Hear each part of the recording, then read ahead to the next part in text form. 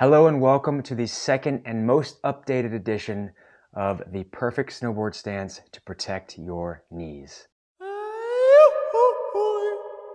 For those of you who saw the first one, I made that about 2 years ago, and I had a couple of requests basically to redo this, to go more in depth, because that one was a little bit superficial, and really dive in onto the nuances, anatomy, biomechanics, and a little bit more of what might be a major factor in this process. For those of you who do not know who Mobility Duo are, my name is Mark. I'm a doctor of physical therapy, the second half of Mobility Duo with my wife Sarah, who is a yoga instructor, personal trainer. We are health professionals first and passionate about snowboarding second, and this is what we do. If you enjoyed this video, we do appreciate likes, comments, shares, and subscriptions, anything or all of the above. It does help us out, and we do appreciate it, so thank you so much. So before we can really discuss and dive into the best stance for protecting your knees during snowboarding, I really want to dive into the anatomy, the range of motion, the joints, the kinetic chain, all of that juicy stuff. So let's start off with the kinetic chain. What is it? How does it affect us? So essentially, the kinetic chain says that all of our joints along our lower extremities and upper extremities are connected in one way or another. If you affect one, the other will have to compensate in a sense or in a way to be able to function normally. So for example, if I injure my knee, which is really common in any snow sport or any snow athlete, my hips, my ankles, my foot, maybe even my low back are going to have to compensate in some way if I'm lacking a certain range of motion, mobility, flexibility, or if I'm fear avoidant to be able to move in any type of that manner. So what does that all mean? Essentially, it means that we can't look at one joint without looking at the joints above or below that may or may not be affecting it. Okay, so let's take a quick superficial deep dive into the major joints that may be affecting your knee pain, discomfort, and stance overall. I'm going to combine actually two here. They are way more complex than this, but just for video's sake, let's combine the foot and the ankle as a whole. So the foot itself is extremely complex. You're talking about dozens of bones, dozens of ligaments, several layers of muscles here. But for simplicity's sake, including the ankle, let's just say that the foot pronates and supinates. These are major factors in what can affect the knee, and inverts, everts, and supinates and pronates. So those are the major movements here: supination, pronation, inversion, eversion. Okay. Next, as we move up, we can move up to the knee, which is what the whole video is about. As you already know, flexion, extension of the knee. But another thing that we don't think about is the screw-home mechanism, which essentially means that the tibia internally and externally rotates based on whether the foot is planted or not planted. So something we need to keep in mind: if our foot is planted firmly on the ground, it's going to rotate either from the femur or from the tibia itself. And this can absolutely have an effect on knee discomfort. Where's the patella or the kneecap in place? Is it running smoothly? Are there any discrepancies in your ability or mobility, flexibility? So these are major factors. As we move up, the hip does a lot of things. So in this case, as it flexes, extends, internally rotates, externally rotates, and it abducts and adducts. Those are the major movements, extremely mobile, and any discrepancies here in regards to past previous injuries, discrepancies in your mobility, flexibility, can 100% have an effect on your knee. Lastly, just a quick deep dive is your pelvis. Pelvis, can anteriorly, posteriorly rotate, which can affect your spine. May or may not have an effect on your knee, but I like to throw it in the mix, especially if you're stiff in your lumbar or even your sacrum. So next I want to discuss, what is your normal anatomy? Because it's unfair to say anatomy is the same for everybody, because truly it is not. And that comes to a number of different factors. We're not going to dive into that, but everyone's anatomy is slightly different. That could be the shape of your bony structure. That could be the length of tissues, whether that be your muscles, whether that be your soft tissues, including ligaments and tendons. It could affect your fascia as well. So what's normal for you may not be normal for me. So a good segue to that is, what is your normal stance on firm ground? Do your hips naturally externally rotate, which is completely normal for a lot of people? Maybe you're quote unquote pigeon footed, so your knees or your feet are internally rotated, and that could start at the hips. Do you have cam or pincer based hips? Is there a bony prominence that stops you from moving so far? Maybe your tibia is more internally rotated. So just to say, what is normal for you is not normal for me. So it is 100% a factor in how your stance on a snowboard will affect your knees overall. So a good test is to just stand on firm ground and see where your feet land in place. That may be a good starting point for what's most comfortable for you on a board. Okay, arguably one of the most important factors are current and past injury. More often than not, these are major factors in whether or not you are finding that you have knee pain while snowboarding, whether you can continue and have longevity in this sport. So it is a proven fact that past knee injury, depending on what kind of injury it is, can absolutely affect injury in the future, as well as potentially osteoarthritis in the future as well, or other aches and pains. So what are you doing off the mountain to rehab properly? What have you done up to that point? But then what are you doing in your stance to be able to affect that injury? So for example, maybe you had an ACL tear in the past. Depending on how you rehab, depending on your current activity levels, maybe there's a certain range of motion that affects this and really may recreate symptoms. So do we need to change that stance in a way?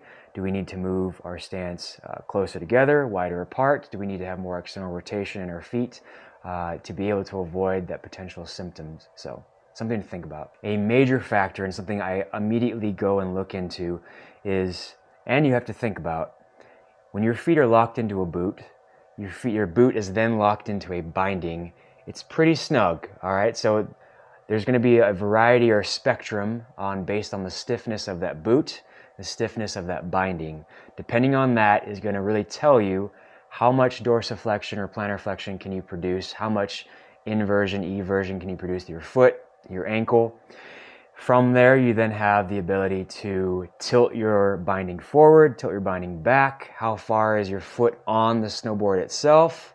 All of these factors come into play on where your knee and hips are in space. Another factor we need to think about, with impact, with contraction of the muscles, that actually might be beneficial for your knees. So the last thing we want to do is stay sedentary. One of the most common quotes in PT is motion is lotion, or you move it, you lose it.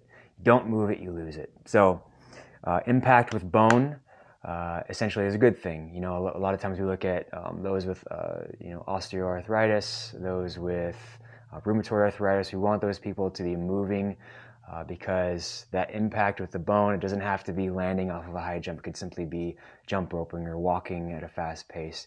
It actually rebuilds the bone and makes it stronger overall. If you don't have that, the bone gets weaker. The other factor to that is synovial fluid in the joint. For example, a knee.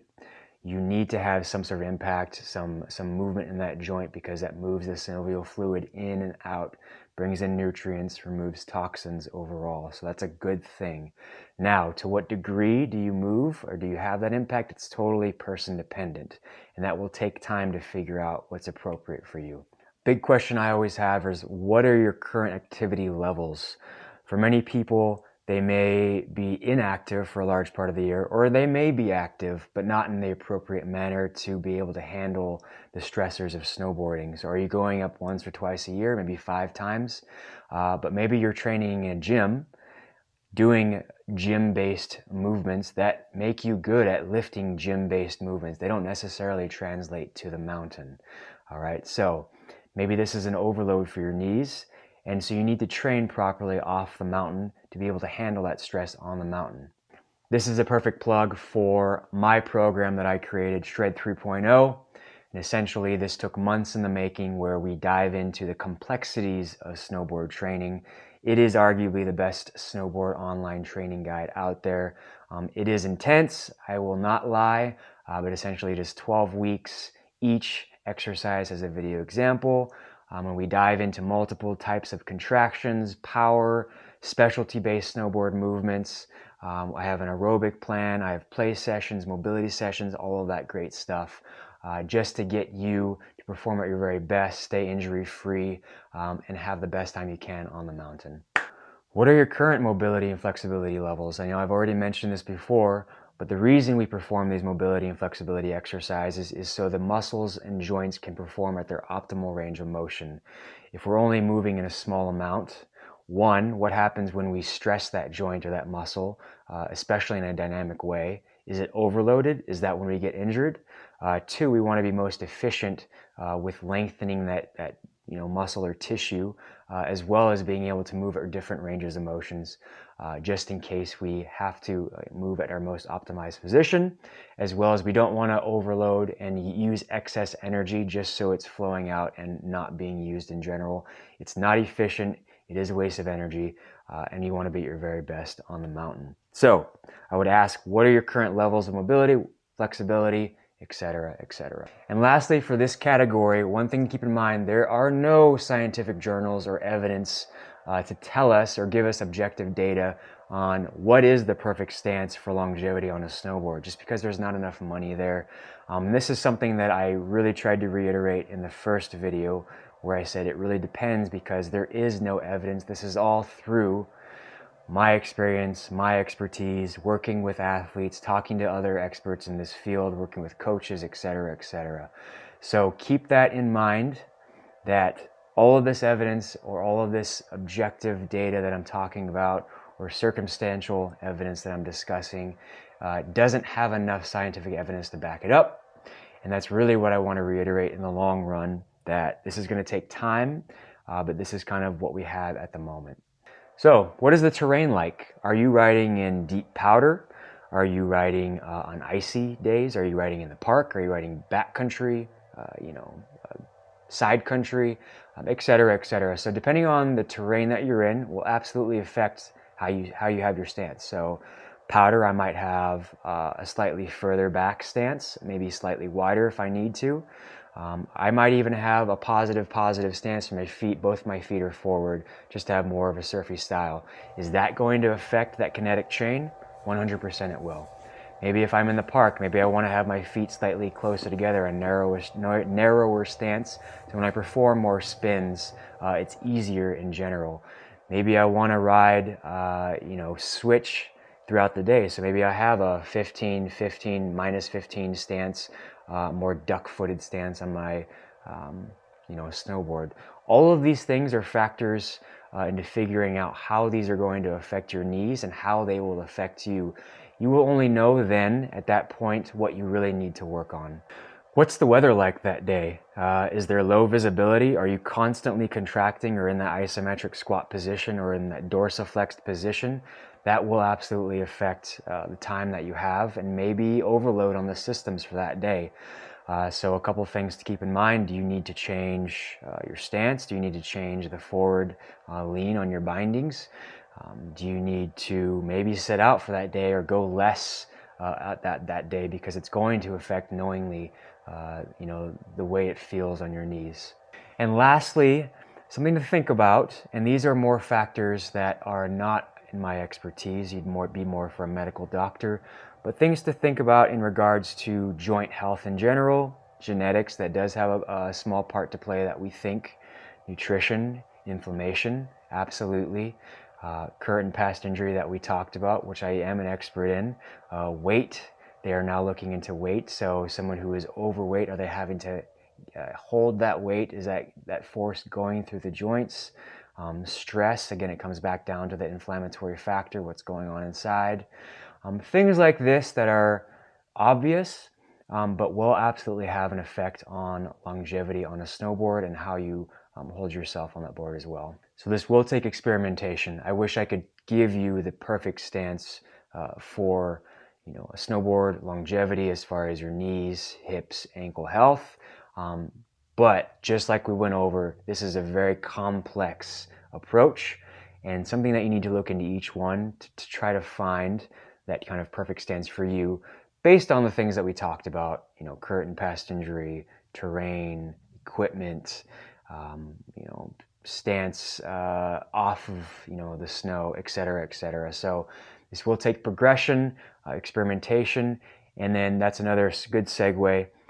Are you progressing into this? You know, are you going into this ready to take on, you know, the mountain? So again, something to think about overall. So I hope that was helpful for you. I hope that wasn't too overwhelming, and I was able to explain kind of my thought process going into the first video, and trying to give you a better understanding of just the overall arching approach to knee longevity, snowboard longevity, and the factors going into being able to snowboard until you're 70, 80 years old.